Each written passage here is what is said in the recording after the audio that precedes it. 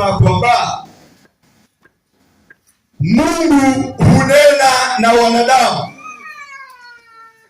hunena mara ya kwanza, hunena mara ya pili, na hata mara ya tatu. Usingizi mzito uwachiliapo vitandani mwao, ndipo Mungu huleta jonzi, akaongea nao, akasema nao, akaongea nao katika jonzi, habari ya maono, habari ya ndoto.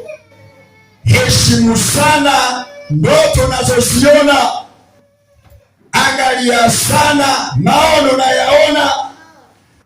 Ukiwa umelala, huenda inatoka kwa ufalme wa Mungu, ama huenda yanatoka kwa ufalme wa giza.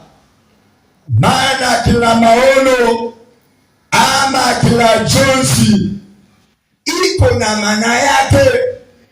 Sema amen. Amen. Mungu akaongea na Abrahamu katika jonzi alipokuwa amelala. Alipokuwa amelala, Mungu akashuka, Mungu akaongea naye. Na mahali neno la Mungu nasema, akiwepo mtumishi